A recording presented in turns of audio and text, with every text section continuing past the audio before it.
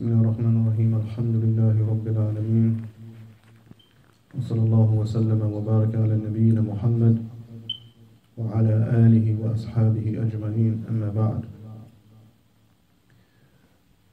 We're continuing in the Risala min Akhlaaq Al-Anbiyaa alayhi salatu wassalam by Sheikh Abdul Aziz As-Sadhan Hafidhahullah Ta'ala.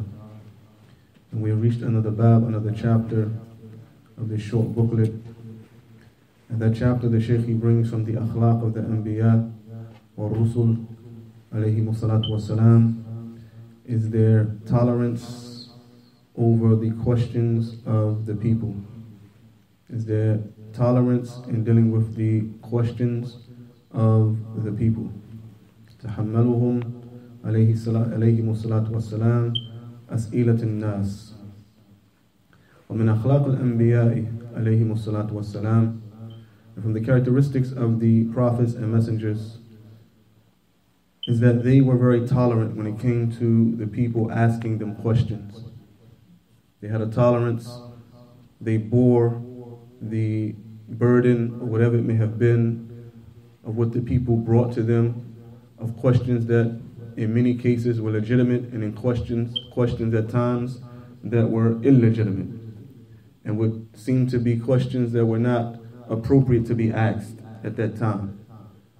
Or even if it was the people asking them for something from themselves. They tolerated this and they dealt with this in the best of manners and in the best of ways. The Shaykh he says, Hafidhullah, Inna ala da'iya wa inna ala da'iya al-khayr wa man kana indahu ilm an yatahammala as'ilat al-nas.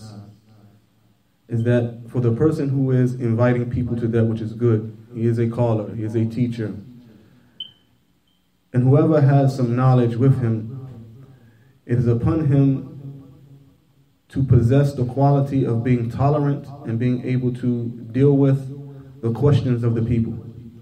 لِأَنَّ فِي ذَلِكَ مَصَالِحْ كَثِيرًا.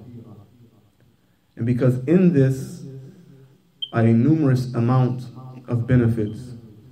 وَمِنْهَا, from amongst those masalih, is أَنَّهَا قُرْبَةٌ يَتَقَرَّبُ بِهَا إِلَى اللَّهِ عَزَّ وَجَلَّ. Because being tolerant and answering the questions and dealing with the questions, everyone is capable. This is an act that will draw one near to Allah Azza wa Jal. وَيُؤْجَرْ عَلَيْهَا. And the person will be rewarded for this. وَتَزِيلُ جَهْلًا عِنْدَ السَّائِلِ وَيَسْتَمِرُّ الْأَجْرُ يَجْرِي عَلَيْهِ إِذَا انْتَشَرَ خَبْرُ جَوَابِهِ عَلَى أَسْئِلَةِ النَّاسِ. And he will remove the ignorance from the person that's asking him. He will be a source. He will be a means for the person to leave the state of ignorance that he's in into a state of knowledge. And the reward that he gets from this will be continuous as long as that answer that he gave continues to be spread and continues to be published amongst the people, or publicized amongst the people, those particular questions.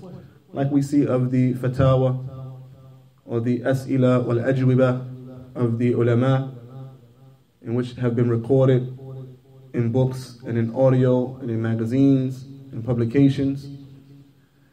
These questions that the people ask them and these answers, the reward for that alim, the reward for that sheikh is continuous.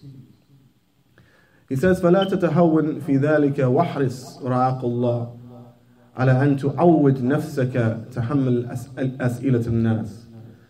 He says, and do not take this as something to be light. Rather, increase and be vigilant in accustoming yourself to be able to be tolerant to the questions and the requests of the people. لأنهم ما أتوا إليك إلا لعلمك ولما أتاك الله. Because they have only come to you because of the knowledge that they believe you possess and what Allah Ta'ala has given you. وانظر في سير الأنبياء عليهم الصلاة والسلام كيف كانوا يتحملون أسئلة الناس. Look at the lives of the prophets and messengers and how they used to deal with and be tolerant with regards to the questions that the people would present to them and the things that the people would ask them.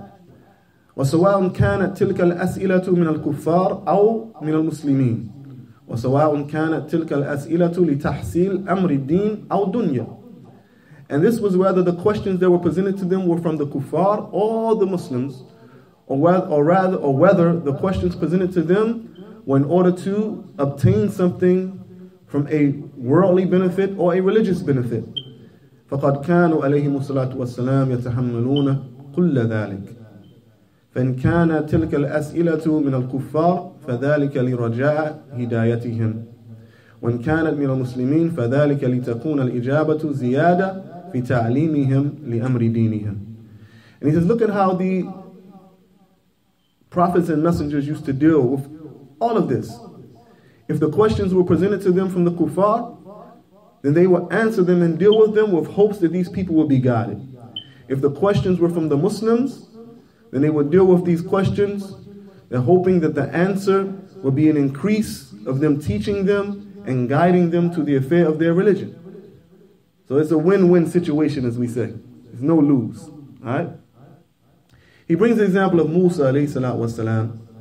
يقول الله تعالى عن قوم موسى عليه الصلاة والسلام وإذ قلتم يا موسى لن نصبر على طعام واحد فادع لنا ربك يخرج لنا مما تنبت الأرض من بقلها وكثائها وفومها وعدسها وبصلها قال أتستبدلون الذي هو أدنى بالذي هو خير. In Surah Al-Baqarah, in ayat 61, Allah Ta'ala, He speaks about the people of Musa. And He mentions to remember when you all, meaning Ahlul Kitab, who He was speaking to in Medina at that time, reminding them about what their forefathers or who they ascribed themselves to. He said, when you all asked Musa, and you said to Musa, we are not patient, we're not able, and we will not be patient upon one type of food that we are being given, one type of food and drink.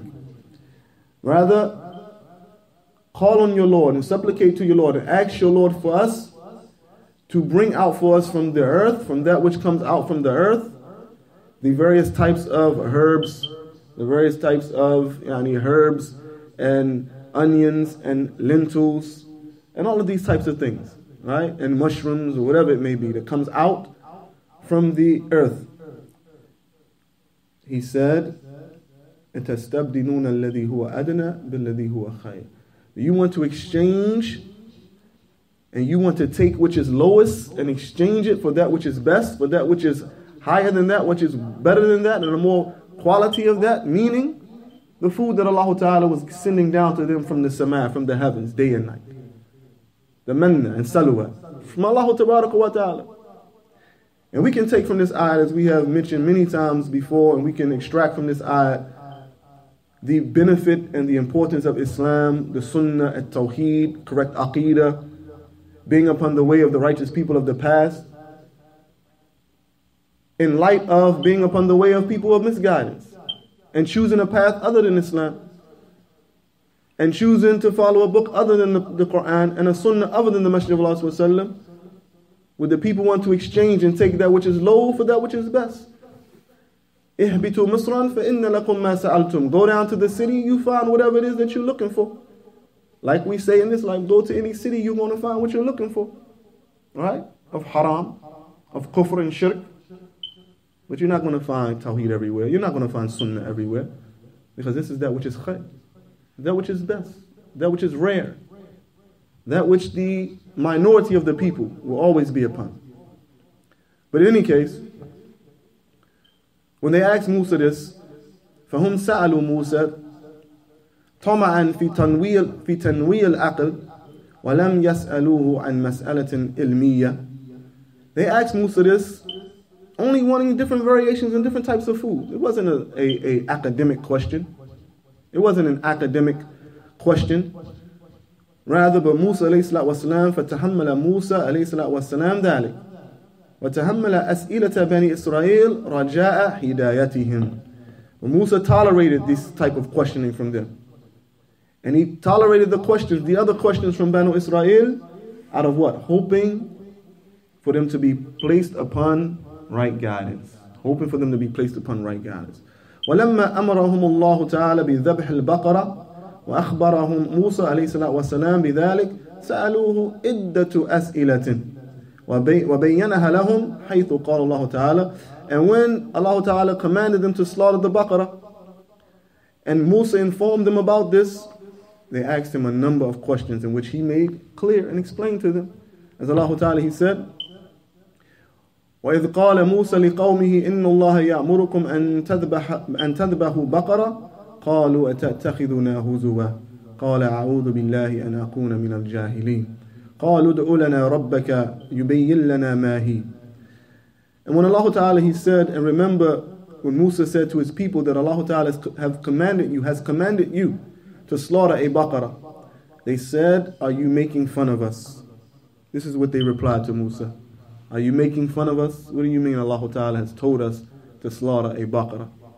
He said, I seek refuge with Allah Ta'ala that I will be from amongst the people who are ignorant, that I will be amongst the jahili. Some of the scholars of tafsir, Imam Sa'idi rahimahullah ta'ala, he says something very profound in his tafsir to this ayah here. He says that Musa said this, and the statement of Musa shows here that istihza, an enormous amount of mockery and making fun of people and joking too much, is from the qualities of the ignorant. It's from the qualities of the ignorant. Because they said, are you making fun of us? He said, أعوذ بالله أن أكون من الجاهلين. Imam Sayyidi rahimahullah ta'ala, he said this is from the qualities of the people of ignorance, of the jahilin. If they mock people and make fun of people for no reason whatsoever. These are the ignorant people. He goes on and he says that they said, ask your Lord to make clear to us what is this baqarah? On and on and on to the end of the ayat, and we know what they asked and continue to ask them, the color of the baqarah. What kind of baqarah is it? Until Allah Ta'ala continue to make this something more difficult upon them and more difficult upon them. But the point of the matter is, فَبَيَّنَ لَهُمْ كُلَّ ذَلِكَ رَجَاءَ هِدَايَتِهِمْ. Musa continued to explain to them and clarify to them all of that, hoping for their guidance, that they would do what Allah Ta'ala has commanded them to do, and they will be rewarded. لَكِنْ بَعْضُهُمْ جَحَدَ فَكَانَ عَاقِبَةُ أَمْرِهِ خُسْرًا. But some of them refused, and the end of the affair ended up being in loss for them. We're going to stop at Musa alayhi salatu wasalam tonight, and we'll continue, inshallah ta'ala, with the other messengers that he meant, or that he brings as an example for us. And this is a beautiful chapter here, very important chapter concerning having tolerance with the people, hoping for guidance with the people, being firm upon da'wah, and even the kuffar. The kuffar, sometimes they come to us in da'wah and they ask us some strange questions. And sometimes some people get offended by what they ask them. Whether it may be talking about the Muslim woman, whether it may be talking about some aspect of the Sharia that they don't understand, that is not from the primary issues of Islam. And some people get upset and begin to argue back and forth with them and feel some type of way and disrespect. Instead of listening to what they have to say and doing what?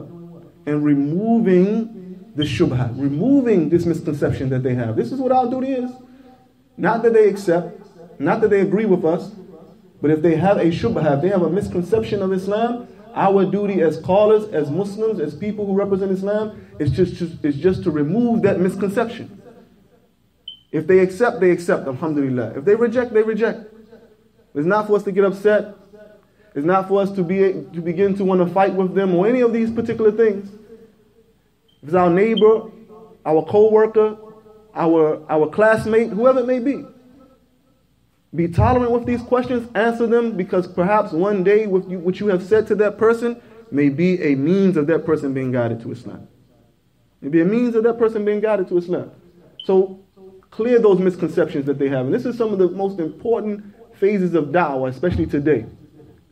When you meet a non-Muslim and they want to know about Islam, before you even begin to preach to them yourself, ask them, what do you know about Islam? What do you think about Islam? What is your understanding of the religion of Islam? What is your understanding of the way the Muslims worship? Who do the Muslims worship? Who do the Muslims follow? What is your understanding of the Quran? What is your understanding of the Messenger of Allah sallallahu alaihi wasallam? This is important so that you can remove those shubuhat. And in most cases, when you remove them in a polite way, in a way that is knowledge based and makes sense to them, subhanAllah, they say, I never heard that before. I never looked at it that way. It has never been explained to me in this way. I need to look more into this.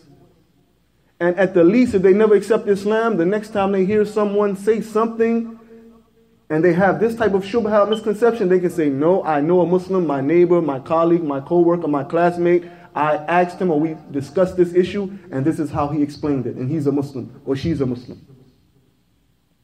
This is a very important, and this book is a book for da'wah, for the da'i. It's a very important book, alhamdulillah. So we ask Allah Ta'ala to allow us to take on some of these qualities, alhamdulillah. And last, before we conclude tonight, that word we was talking about last night, بحثت عن هذه الكلمة بخن or كخن.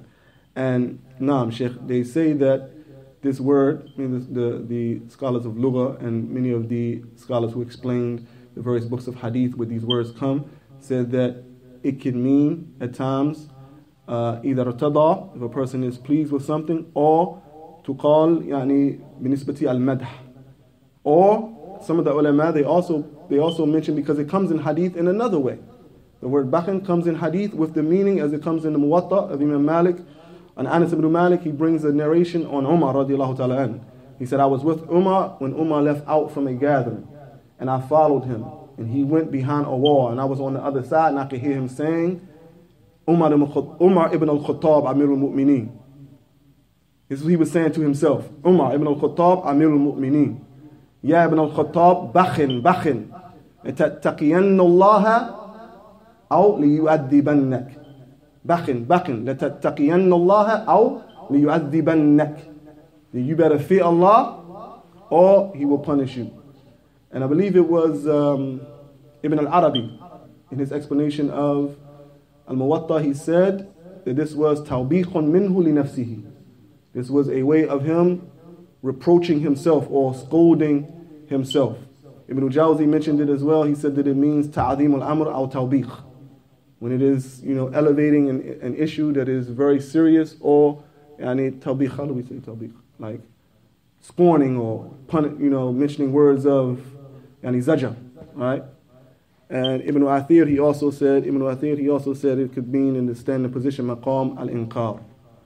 So we find this mentioned also in different narrations. Another narration came on Abu Talha, where he mentioned giving sadaqah, and he said he was going to give his sadaqah from the enormous amount of wealth that he possessed. It was a property or something like that.